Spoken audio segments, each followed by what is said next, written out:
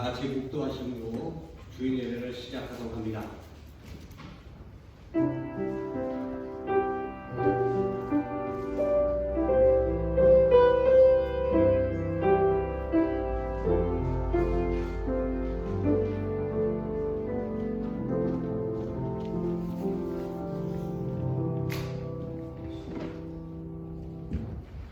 행위가 온전하여 여호와의 율법에 따라 행하는 자들은 복이 있으며 여호와의 증거들을 지키고 전심으로 여호와를 구하는 자는 복이 있도다.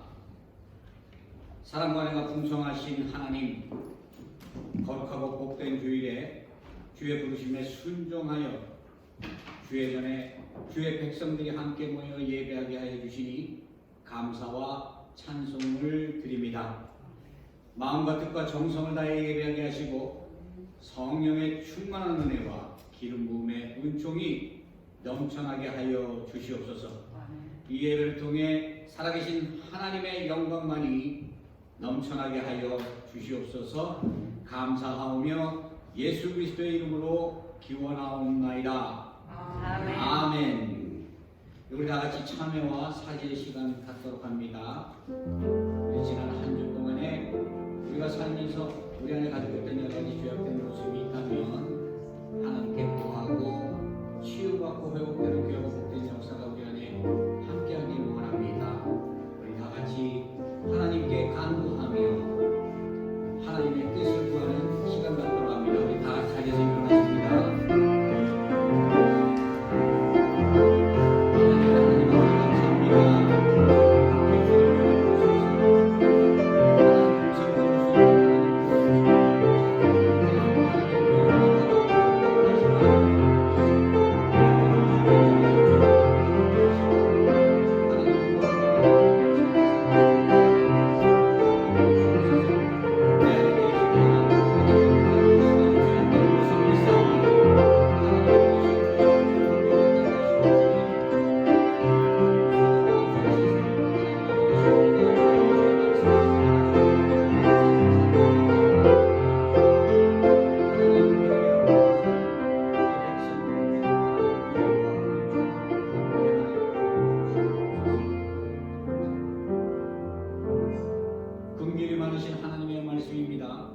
여호와께서 그의 종들의 영혼을 속량하시나니 그에게 피하는 자는 다 벌을 받지 아니하리로다. 아멘. 예, 우리 다 같이 사도신경으로 신앙 고백하도록 합니다. 전능하사 천지를 만드신 하나님 아버지를 내가 믿사오며 그 외아들 우리 주 예수 그리스도를 믿사오니 이는 성령으로 잉태하사 동정녀 마리아에게 나시고 본디오 빌라도에게 고난을 받으사 십자가에 못 박혀 죽으시고 장사되기 사흘 만에 죽은 자 가운데서 다시 살아나시며 하늘에 오사 전능하신 하나님 우편에 앉아 계시다가 저절로서 산 자와 죽은 자를 심판하러 오시리라. 성령을 믿사오며 거룩한 공예와 성도가 서로 교통하는 것과 죄를 사사하여 주실 것과 몸이 다시 산 것과 영원히 사는 것을 믿사옵나이다. 아멘. 아멘. 예, 우리 성시교독합니다. 성시교독 42번입니다. 주보 있습니다.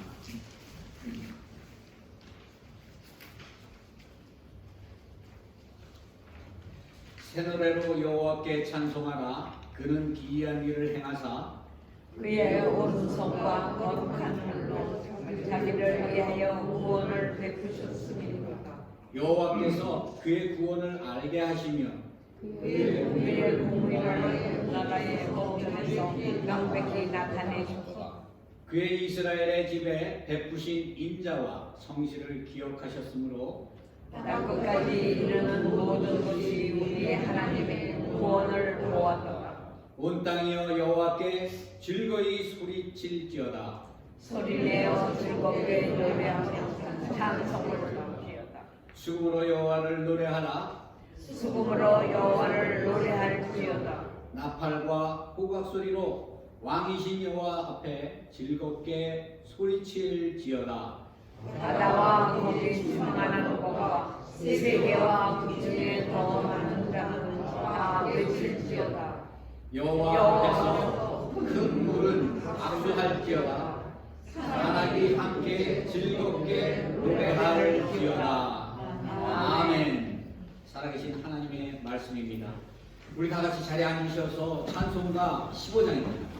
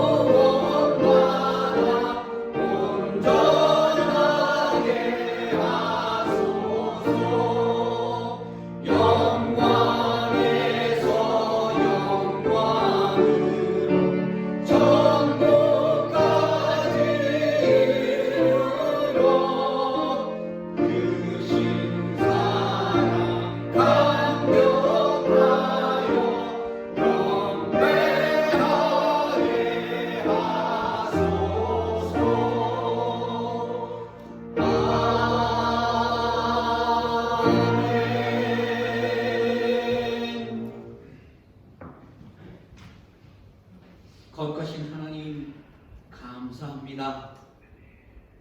오늘 귀하고 복된 성의를 허락하여 주시고 주의 백성들이 주님 전에 나와 예배하게 하시니 감사와 찬송과 영광을 올려드립니다. 마음과 뜻과 정성을 다해 드려지는 예배를 기뻐 받아 주시옵소서. 하나님의 구원의 은혜를 받은 자들이지만 연약하고 부족함으로 거룩하지 못한 삶을 살 때가 많음을 고백합니다.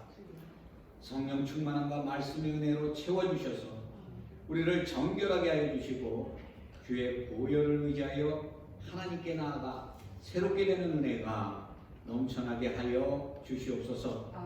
죄와 올무로 인해 죽었던 우리를 구원해 주신 주의 은혜에 감사드립니다. 하나님에 대한 사랑과 믿음의 열정이 항상 차고 넘치게 하여 주시옵소서. 아멘. 코로나로 인해 전 세계가 고통 속에 있고 변이가 확산되고 있습니다. 한국에서는 델타 변이로 인해 교회들이 대면 예배를 드리지 못하고 있습니다. 우리의 죄악들을 긍휼과 자비로 용서하여 주시고 회복과 치유를 통해서 하나님의 살아계심과 전지전능하심이 나타나게 하여 주시옵소서. 하나님의 백성들이 다 같이 한마음이 되어 하나님을 예배할 수 있도록 은혜를 허락하여 주시옵소서.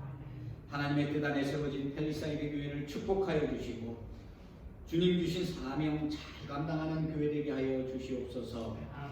서로 사랑하며 위로하게 하시고 말씀 안에 하나가 되게 하여 주셔서 성령 충만함으로 주의 말씀을 증거하고 드려지는 삶이 하나님께 드려지는 거룩한 산제사가 되게 하여 주시옵소서.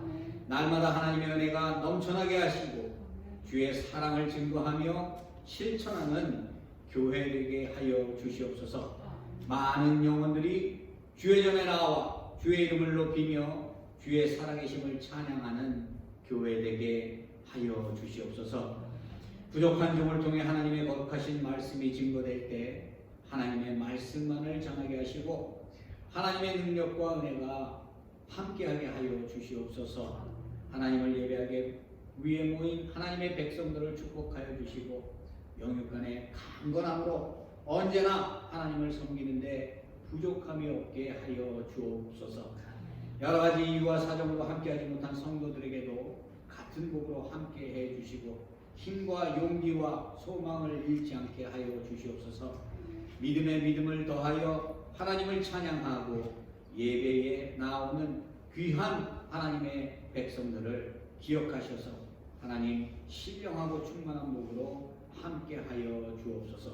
예배의 시종을 주님께 의탁합니다. 이 모든 말씀 우리 주 예수 그리스도의 이름으로 간절히 기도드리옵나이다. 아멘.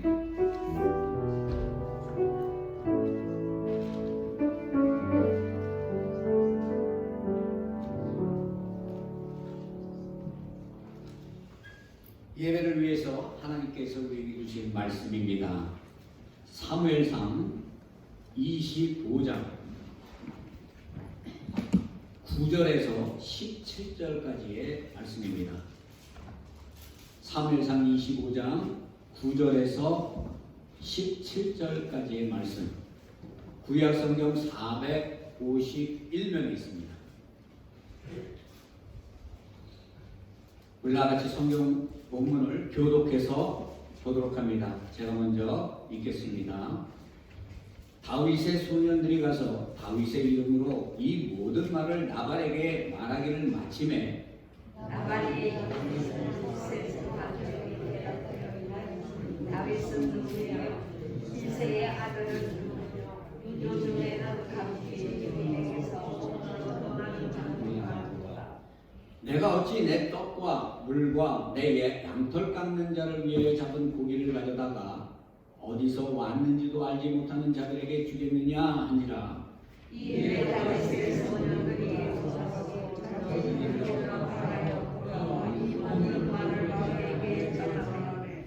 다윗이 자기 사람들에게 이르되 너희는 각기 칼을 차라 하니 각기 칼을 차매 다윗도 자기 칼을 차고 400명 가량을 데리고 올라가고 200명은 소유물 곁에 있게 하니라. 갈매들 가운데 하나가 나발의 아내 아비가일에게 말하여 이르되 다윗이 우리 주에게 남자에서 주인이 그들을 모욕하였다. 우리가 들에 있어 그들과 상종할 동안에 그 사람들이 우리를 매우 선대하였으므로 우리가 다치거나 잃은 것이 없었으니 우리가 양을 죽이는 안에 그들이 우리와 함께하서 산당 다윗에게 되었습니다. 합독합니다. 그런즉 이제 당신은 어떻게 할지를 알아 생각할지니 이는 다윗이 우리 주인과 주인의 온 집을 헤아리고 결정하였음이니이다. 주인은 불쌍한 사람이라 더불어 말할 수 없나이다 하느니라. 아멘. 살아계신 하나님의 말씀입니다. 우리가 지금 살고 있는 이 시대를 보게 되면 많은 사건과 사고들이 매일매일 전 세계에서 일어나고 있어요. 많은 생명들이 사건과 사고를 통해서 생명을 잃게 되는 이러한 위험이 우리에게는 항상 도사리고 있습니다. 연일 일어나고 있는 이러한 사건과 사고들 중에 대부분의 그 원인을 보게 되면 자기 자신을 추스리지 못하는 분노 때문이에요. 여러분, 우리 안에 마음에 분노가 있고 우리 안에 분노가 일어나게 되면 사람이 어떻게 변합니까? 자기 자신을 잃어버리잖아요. 자기가 자기 자신을 컨트롤 못해요.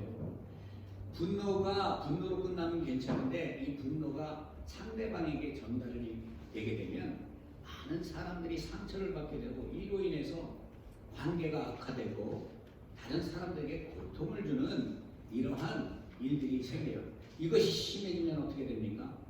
사람의 생명을 해하는 살인을 벌이고 부모 자식 간에 가족 간에 이러한 일들이 세상 속에서 많이 지금 벌어지고 있는 것을 우리가 알 수 있습니다. 분노를 일으키는 원인이 무엇인가? 그 원인을 우리가 알아봐야 할 것입니다. 대표적으로 이렇게 보게 되면 과도한 스트레스가 이러한 분노를 일으킨다고 해요. 여러분, 우리가 날이 평상시 이렇게 온화할 때 모르지만 날이 덥고 날이 기온이 차고 올라가면 어때? 불쾌지수가 올라가죠. 불쾌지수가 올라가게 되면 사람들이 별 아무런 말을 하지도 않았는데도 괜히 짜증이 나고 화가 나는 거예요. 괜히 그 사람 심리를 조금 건드리고 나면 막 불이 일어나고 막 화가 나서 불쾌지수가 많은 날에 사람들이 많이 싸우는 거예요. 부부싸움도 많이 하고 사람들끼리도 그때는 피해야 되는 거예요.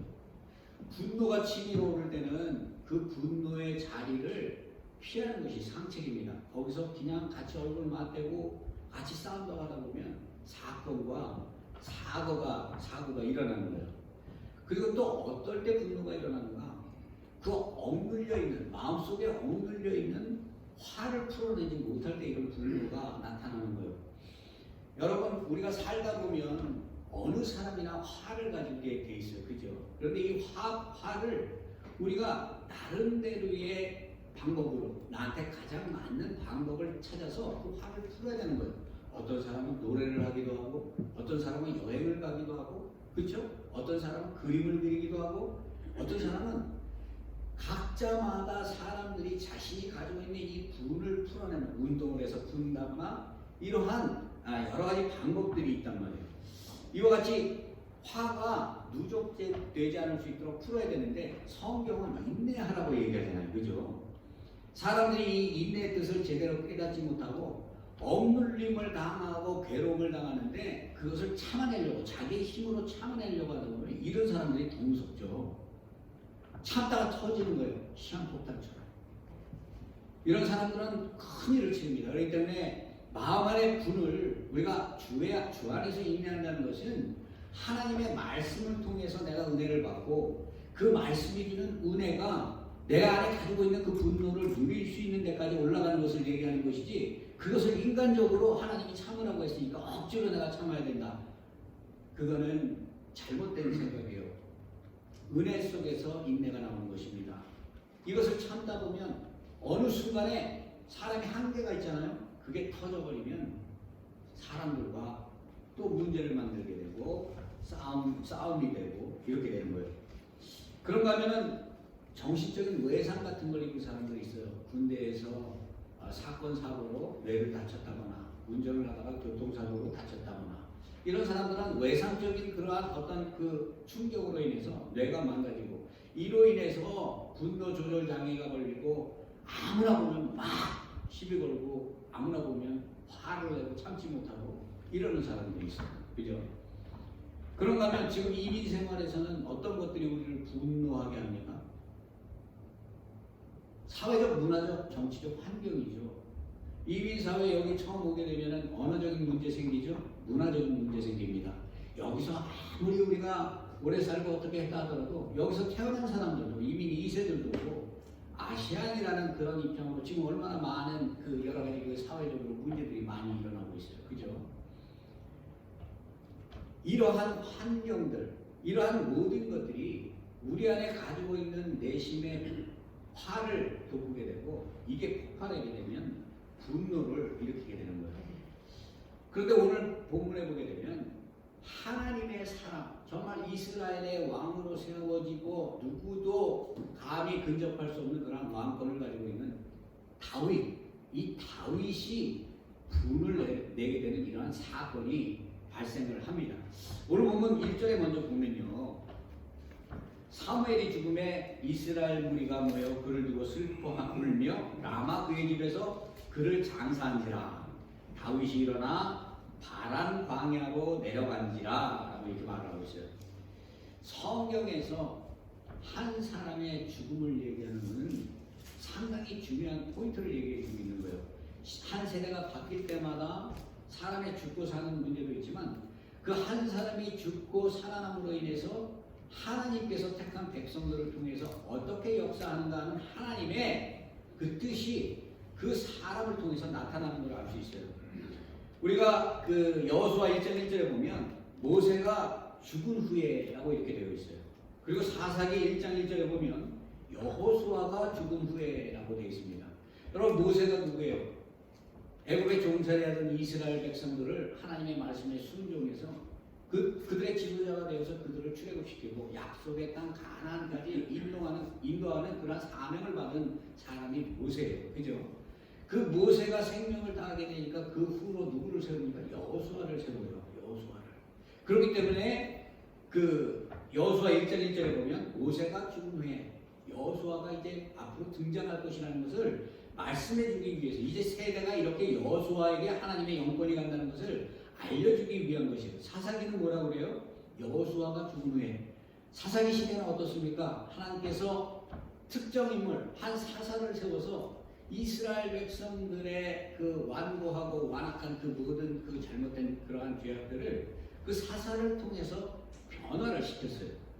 이와 같이 성경에서는 한 사람의 죽음을 통해서 한 세대가 끝나고 다음 세대가 변화되며 하나님의 영권이 어떻게 흘러가는가 하는 것을 알려주고 있습니다. 사무엘상 19장에서 24장까지를 보게 되면 사울과 다윗에 대한 그러한 말씀들이 나오고 있어요. 사울과 다윗에 대한 이 말씀을 계속해서 지금 여태까지 해오다가 지금 그 다윗이 사울에게 이제 쫓기는 입장까지 와 있죠.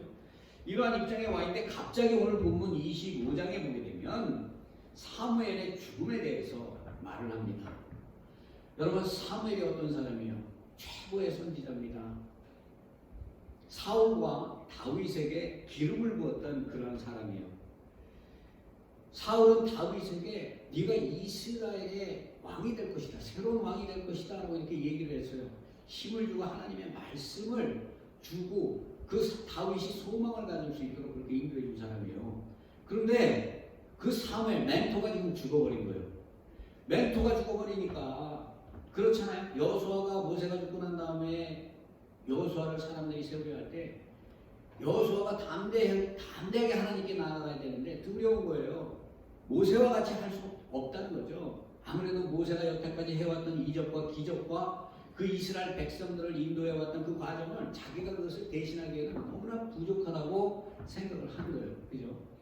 이와 마찬가지로 자신의 정신적인 지주였던 영적 지도자 사무엘이 죽고 나니까 이 다윗이 마음에 디프레스가 온 거예요. 막 고통스럽고 괴로운 거예요. 지금 다윗의 입장이 어떤 입장입니까? 사울을 피해서 도망다니고 있는 입장이에요.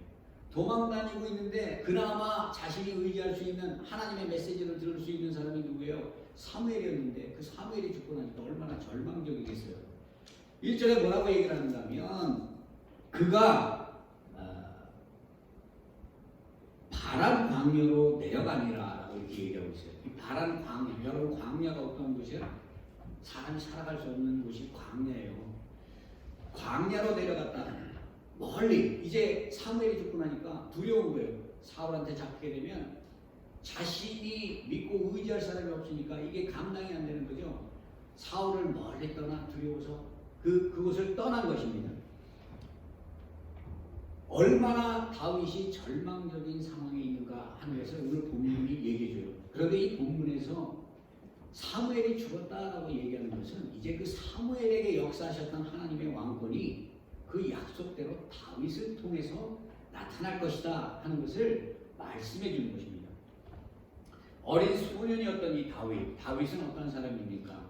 블레셋과 이스라엘의 전쟁에 있을 때 그 거인, 장수, 나면서부터 용사였다. 싸움에는 능하고 어느 누구도 대적할 수 없는 그러한 그 블레셋 군사 골리앗이 나와서 하나님의 백성 선민 이스라엘을 조롱하고 있을 때 이스라엘 백성들이 어느 누구도 그 골리앗을 상대하려고 하지 못했어요. 왜? 그가 너무나 장대하고 온몸이 무장되어 있고 마치 그 사람에게 나가서 싸움을 자신이 할 경우에는 이건 싸움이 되지 않는 거죠. 사울 왕까지도 두려워서 떨고 있습니다.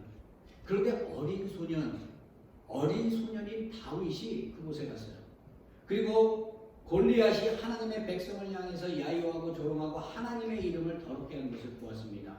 다윗의 마음에 의분이 생긴 거예요. 그죠? 그래서 다윗이 그 골리앗을 물맷돌로 그 골리앗을 넘어뜨려 그 이스라엘과 블레셋 전쟁에서 승리를 이끕니다.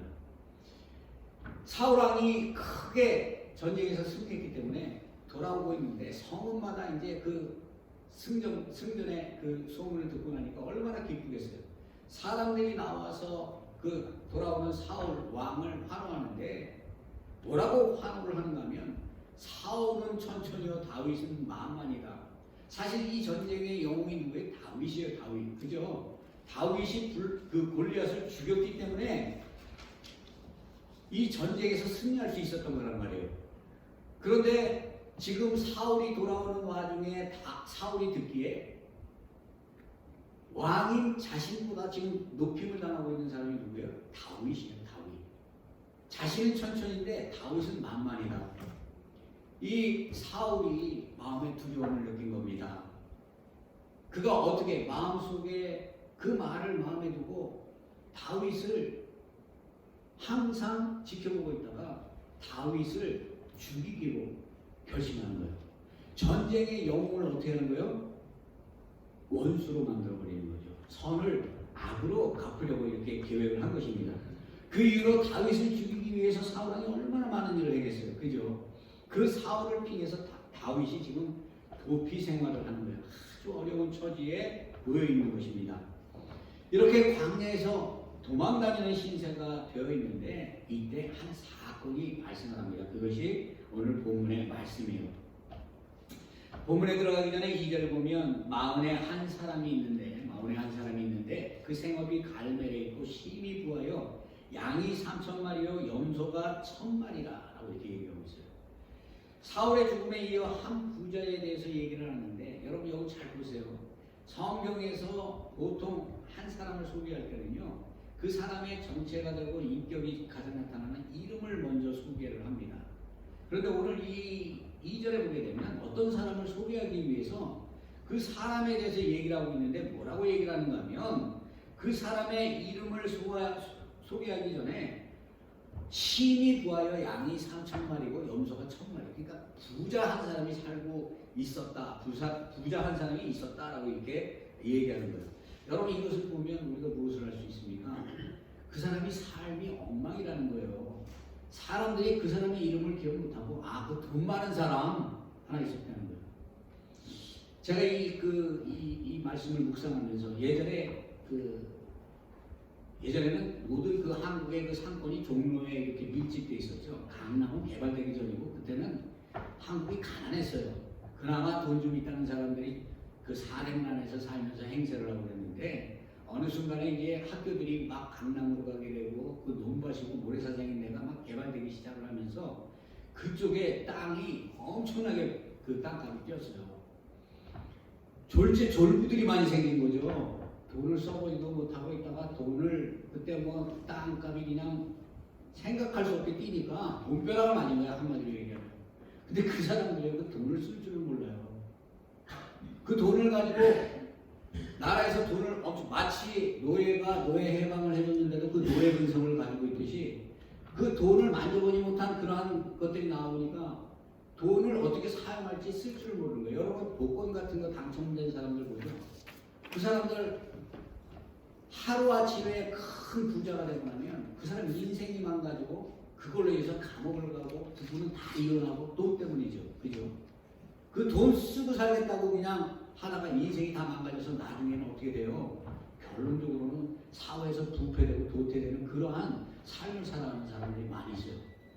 이 사람이 그런 사람이 있어요. 돈이 있지만 돈을 돈으로 쓸 줄 모르고 이 사람이 많은 부유하지만 사람들이 그 사람을 뭐로 하나 하면 말 그대로 돼지목의 진주 정도로 생각을 하는 거예요. 그죠? 이러한 사람이 있었다라고 얘기를 합니다. 그러면 반대로 하나님께서 의로운 사람을 얘기할 때 어떻게 얘기하는가?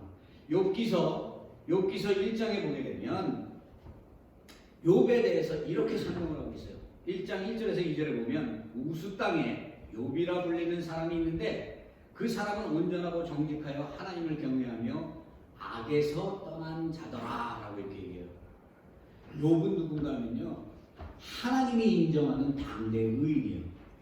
욥이 가진 재산은 지금 지금 여기서 얘기하는 이 사람이 가진 재산과는 비교가 되지가 않습니다. 마치 우리 여기 뭐 돈 재력이 있는 사람들 재력과시하지만 세계에 요즘에 돈 가진 사람들은 몇 조, 몇십 조를 가지고 있잖아요. 그죠? 그런 사람 앞에서 돈 얘기 감히 꺼내기나 하겠습니까? 이러한 사람임에도 불구하고 하나님께 겸손하고 하나님을 섬기고 하나님께 의로우니까 그 사람 욥을 소개하는데 욥의 이름을 먼저 소개를 합니다. 그리고 난 다음에 그가 가지고 있는 재산이 어떻다 이렇다 저렇다 얘기하고 있어요. 한 부자가 있는데 이제 그 사람이 어떠한 사람인가 하고 말씀을 해줘요. 3절에 보게 되면 그 사람의 이름은 나발이요 그의 아내의 이름은 아비가엘이라. 그 여자는 총명하고 용모가 아름다우나 남자는 완고하고 행실이 약하며 그는 갈렙 족속이었더라 라고 이렇게 얘기합니다.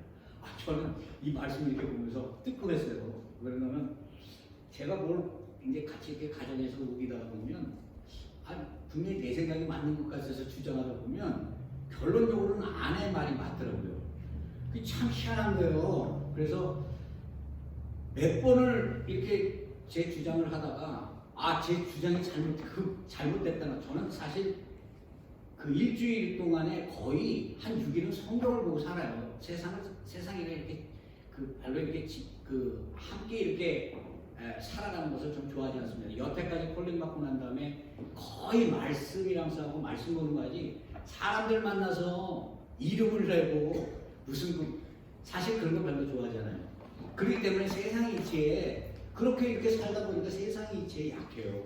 예전에 세상에 묻혀 살 때는 누구보다도 세상에 대해서 많이 알고 그래도 남들이 원하는 꿈과 그런 걸 가지고 있었는데 말씀만 연구하고 말씀만 보다 보니까 이 세상을 모르는 거예요. 그러니까 세상적인 상식을 필요하는 얘기를 할 때는 제가 못 알아듣는 거예요. 그러니까 무슨 말을 하면 항상 제 말이 틀리는 거예요.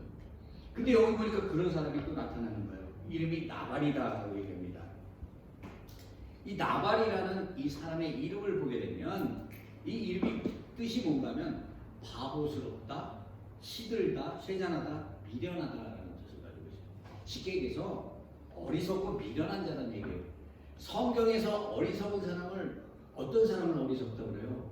하나님을 모르는 자를 어리석다라고 얘기해요. 어리석은 자는 하나님이 없다 하는도다. 이 나발이 그런 사람이에요. 하나님이 두렵지 않고 하나님을 경외하지 않으니까 그가 어때요? 자신의 재물을 믿고 세상의 모든 사람들을 업신여기면서 그렇게 살아가는 존재입니다. 이걸 이렇게 보게 되면 그 복음서에 그 한 부자가 있는데 소출이 많아서 곡간을 크게 짓고, 그죠? 그것을 다 가득 채우고 난 다음에 뭐라 그래요? 내가 이것을 나를 위해서 쓰고 나를 위해서 내가 누리면서 살겠다라고 이렇게 계획할 때 하나님이 뭐라고 말씀하십니까? 오늘 내가 너를 데려가면 네가 그 자랑하는 그 소출이 무엇이 되겠느냐? 저는 이 세상을 살아가면서 많은 그런 사람들을 봐요. 평생을 노력하고 그게 잘못된 것은 아니죠. 사람이 인생을 살아가는데 재물은 필요한 것이에요. 너무나 부족하지도 말고 너무나 풍족하지도 말라. 왜? 너무나 풍족하면 죄를 범하기 쉽고 너무나 부족함으로 인해서도 죄를 범하기 쉬워요. 그래서 사람은 이 재물이라는 건 필요를 채워주는 그러한 하나의 수단으로 생각해야지, 그것이 나의 성공으로 생각하고 쫓아가는 이러한 사람들은 하나님을 알지 못하고 불쌍한 영혼이라고 얘기하고 있는 것이죠. 이와 같이 이 사람은 하나님을 모르기 때문에 이 사람에 대해서 부수적으로 설명하는데 완악하고 행실이 악하다라고 얘기하고 있습니다. 완악하고 행실이 악하다, 이 얘기는 뭐예요? 거칠고 난폭하다는 거예요. 자기 주장, 자기 생각만 앞세우고 남들이 어떻게 되든 상관하지 않는 그러한 삶을 살아가는 사람이라는 것입니다. 어느 날 이 부자, 이 나발이 양털을 깎는다 하는 소문이 다윗에게 들렸습니다. 당시 이 양털을 깎는다는 것은 아주 큰 잔치예요. 우리가 아주 큰 잔치가 벌어지게 되면 사람들을 초대하고 정말 주위에 어렵고 힘든 사람들까지도 다 품어서 그들에게 베풀잖아요. 잔치는 그게 큰 잔치지 돈을 많이 들게 큰 잔치가 아니에요. 어렵고 힘든 사람들 그 영혼을 위해서 많은 것을 희생할 때 그것이 하나님이 보시기에 정말 좋은 잔치죠.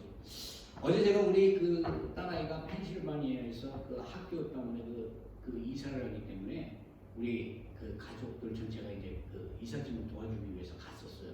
마음에 부담을 갖고 갔습니다. 설교도 준비해야 되는데 이거 어떻게 하나. 하지만 또 그 아이이기 때문에 도와주기 위해서 갔는데, 얘가 이제 그 펜실베니아 실정을 모르니까 조금 이제 타운이 조금 위험하다고 얘기할 수 있는 타운에서 집을 얻은 거예요. 다 같이 이삿짐 옮기고, 이제 집은 안전한 집이에요. 집은 안전한 집인데 이삿짐을 옮기고 다이너에 갔는데 제가 진짜 가보지 못한 그런 환경인 거예요.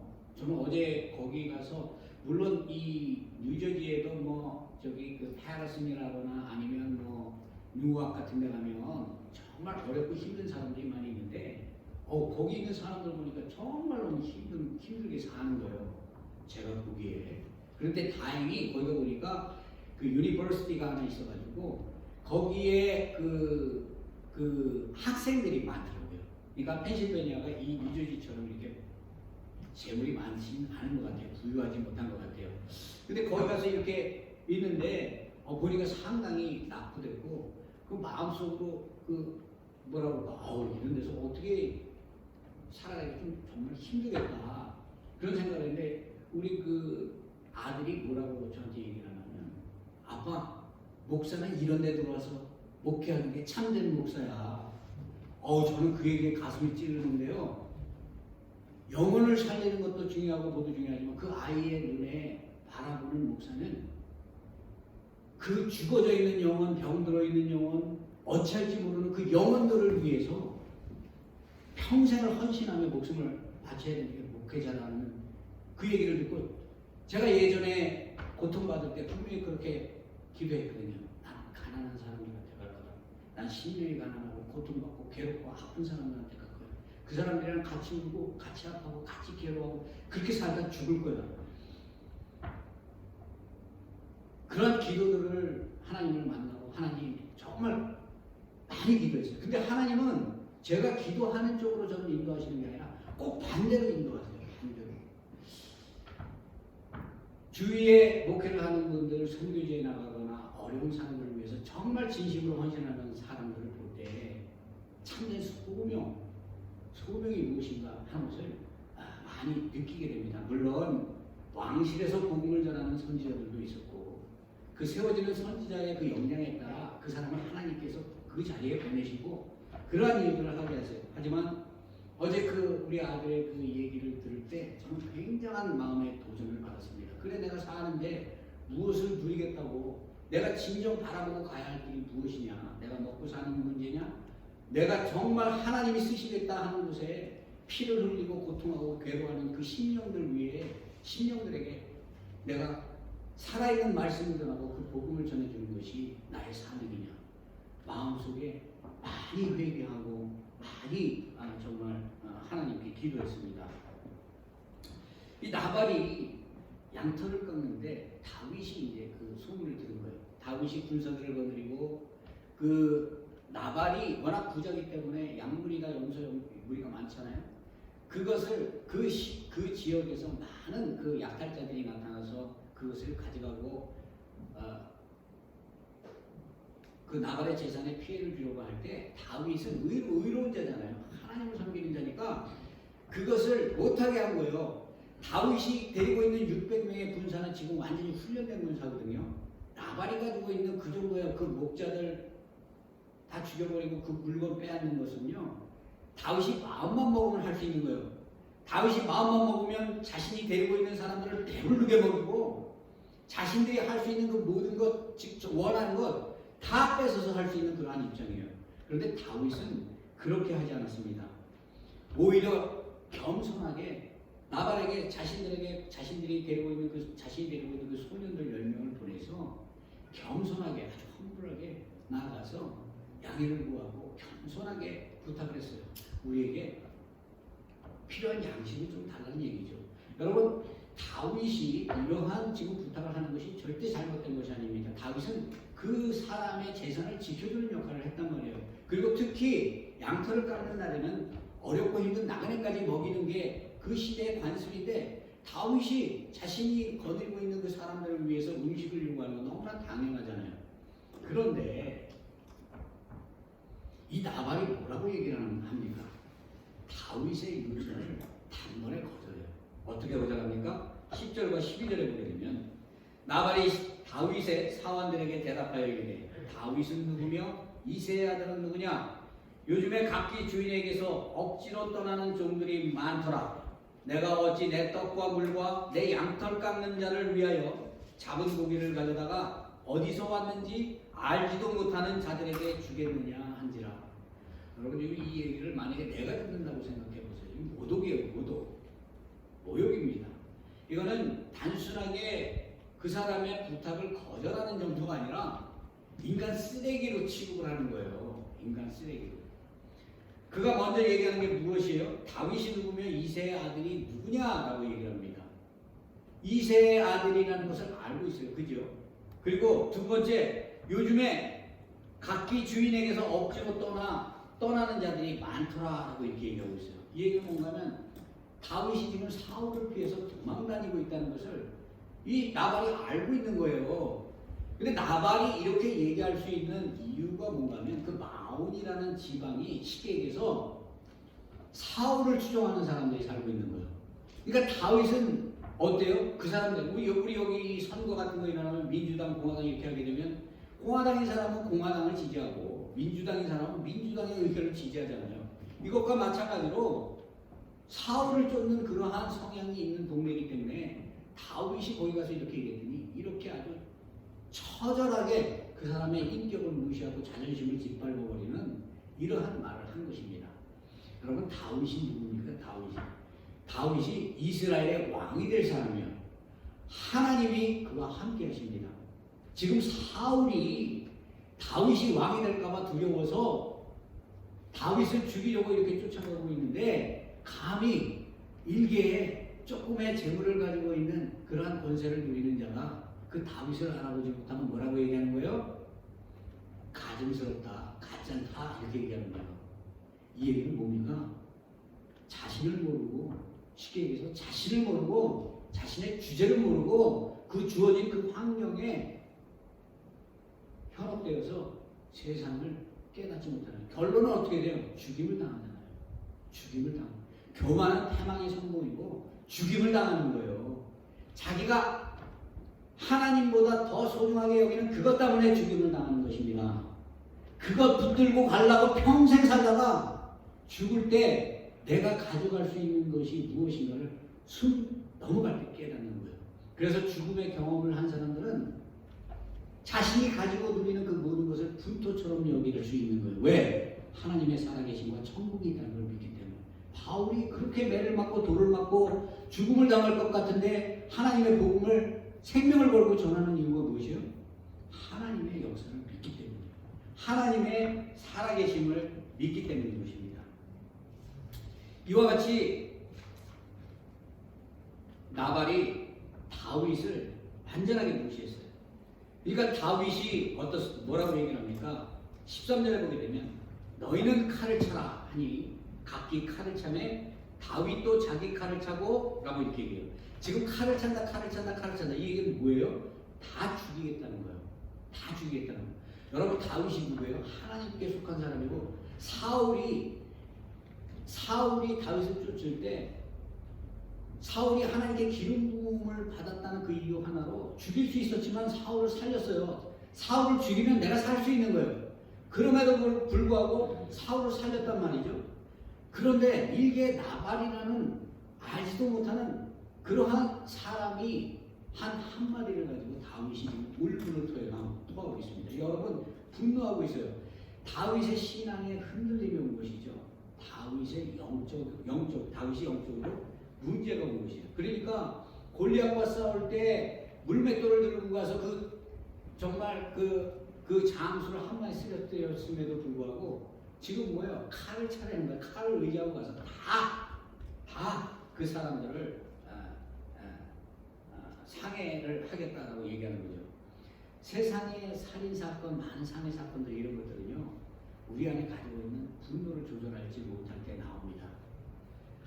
분노를 조절하지 못하기 때문에 그런 죄를 범할 수 있다는 것은 그 분노를 다른 사람들에게 행하면 안 된다는 거예요. 우리가 입술로 말로 사람들을 치는 행위는 자신을 죽이는 행위라는 것을 알아야 합니다. 잠언서 14장 3절에 보면 미련한 자는 교만하여 입으로 매를 자청하고 지혜로운 자는 입술로 스스로를 보존하느니라 라고 이렇게 말씀을 하고 있어요.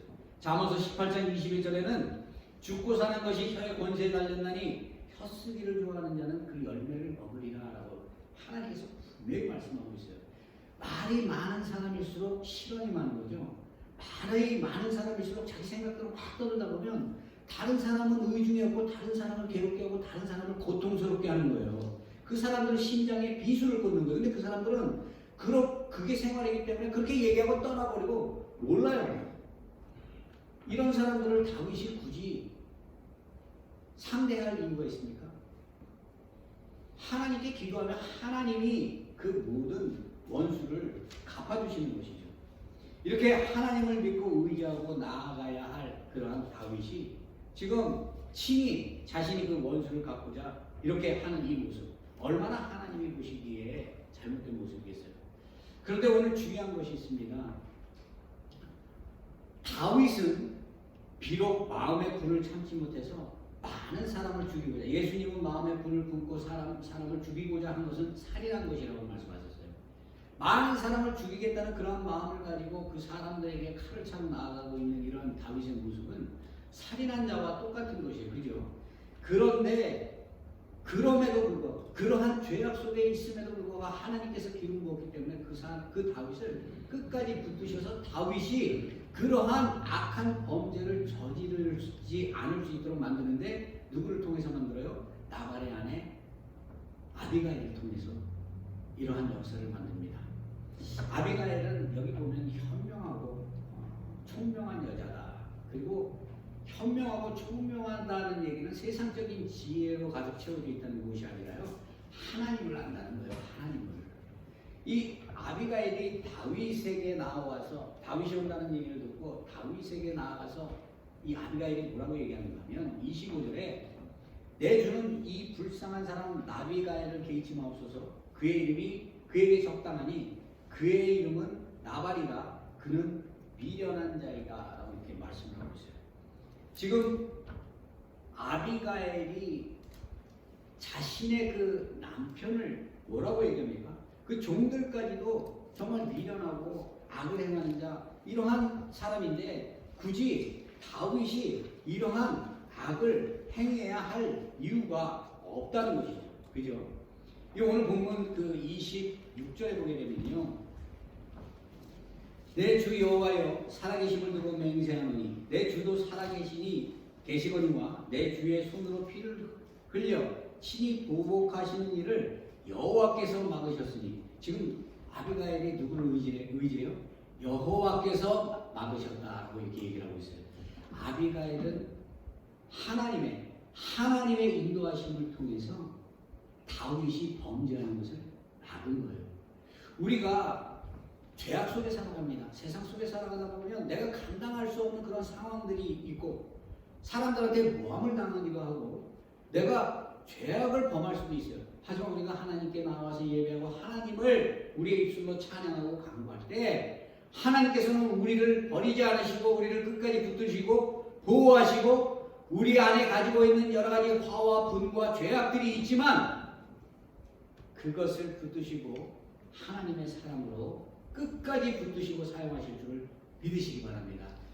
우리가 한 주 동안 살아갈 때 이러한 믿음의 확신을 가지고 나아가 살아간다면 하나님께서 우리에게 복 주시고 크신 능력으로 함께 하셔서 우리를 통해서 죽은 자를 살리는 귀하고 복된 역사가 나타나게 될 것이고, 참된 하나님의 은혜를 통해서 모든 분노를 잠재우는 귀하고 복된 역사가 우리의 삶에 함께 할 것입니다.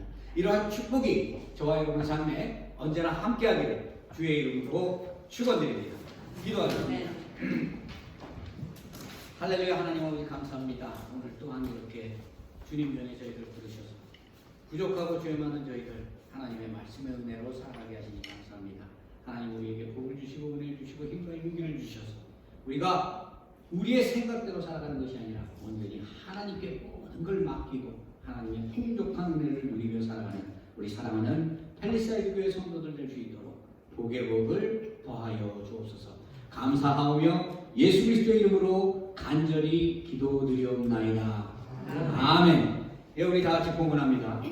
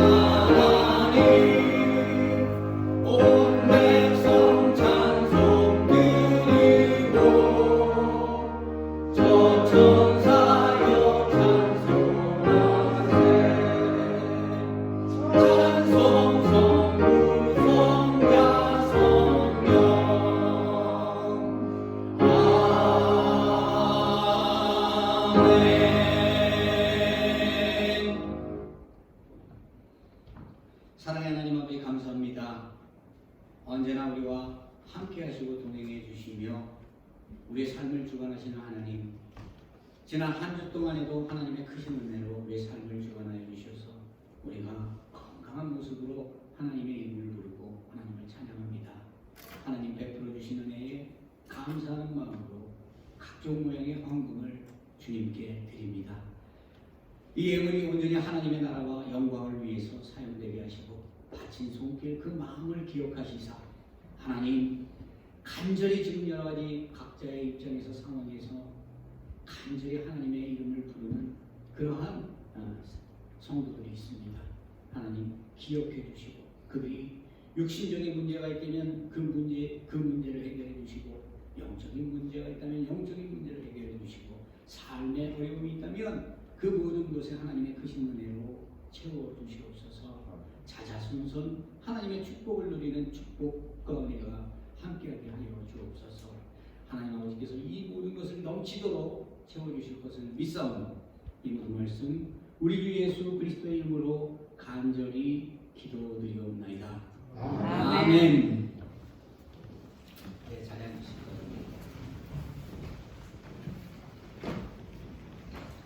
교회 소식 시간입니다. 오늘 주일 예배에 나오신 성도님들 모두 주의 이름으로 환영하고 축복합니다. 우리 다 같이 한번 또 잠깐 일어나서 서로 인사 나누시죠.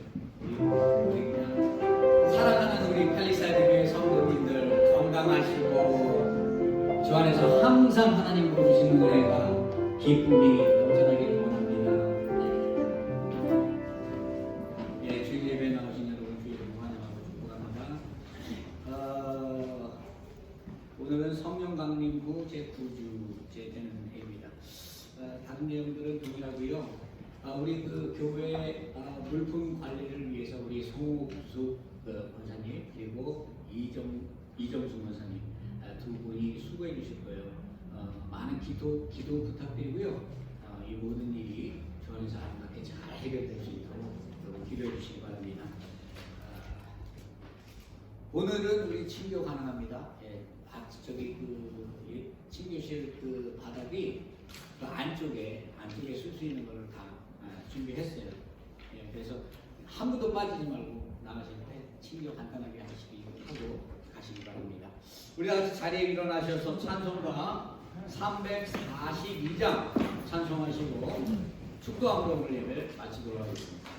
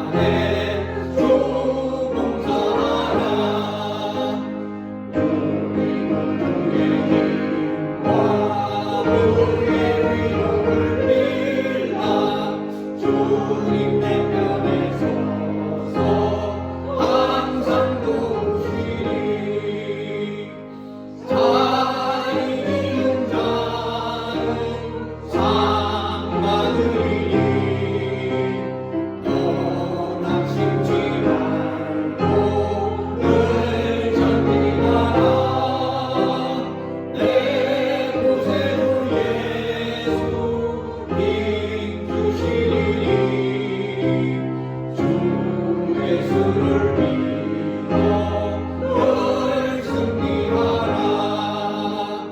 우리 주의 힘과 그의 위로를 믿나 주님 내 편에 서서 항상 도우시니.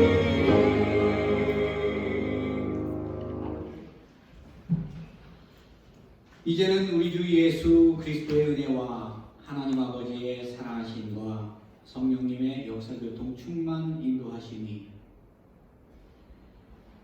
오직 주의 인도하심을 믿고 우리가 모든 것을 하나님께 맡기며 하나님의 인도하심에 따라 나아가기를 바라고 소망하는 우리 사랑하는 펠리사이드 교회 성도들 위에와 주님의 교회 위에 이제부터 영원토록 함께 계시기를 주의 이름으로 축원드리옵나이다. 아멘. 아멘.